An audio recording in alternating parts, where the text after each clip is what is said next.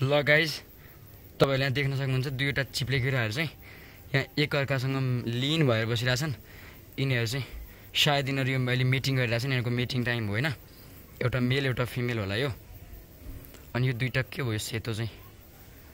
So अहिले यिनीहरु यस्तो नजिकबाट हेर्दा त घिन लाग्दो रहेछ, तर जुम गर्दा त तै पनि नेचुरल प्रोसेस हो, केही हुन्न। ए झिंगा आएर डिस्टर्ब गर्यो फेरि। हे तेरिका अझै जुम गरौँ है त। ओ गड, हेर्दा त क्या घिन लाग्दो रहेछ, तर पनि यो नेचुरल प्रोसेस हो, सो घिन मान्नु पर्दैन।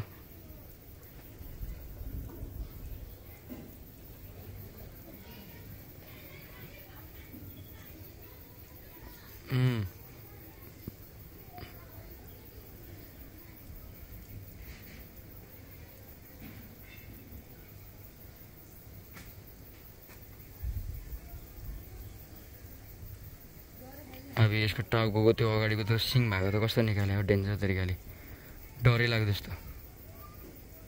बाफरे।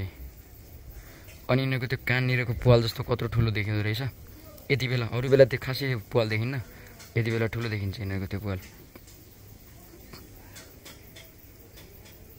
सो यो संसार एकदम विचित्र छ होइन। हरेक एनिमलहरूको चाहिँ लाइफ प्रोसेसहरू कस्तो खतरा छ। बाफरे, कस्तो घुमिरहेको छ यिनीहरू त हो। त्यो सिङ जस्तो पुरै निकालेको छ दुवैपट्टिबाट। अनि यो सेतो जस्तो चाहिँ के होला यो? ल बाफरे बाफ, डेन्जर रहेछ यो त हो। अझै जुम गरौँ है। ओ माई गड,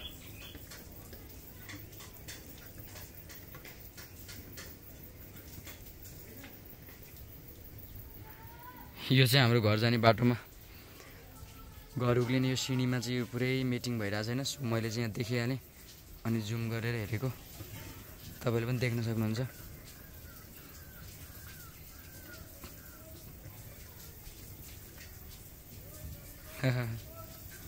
कस्तो सिङ पुरै निकालिरहेको छु। एउटा चाहिँ निकालेको छैन, एउटा मात्र निकालेको छ।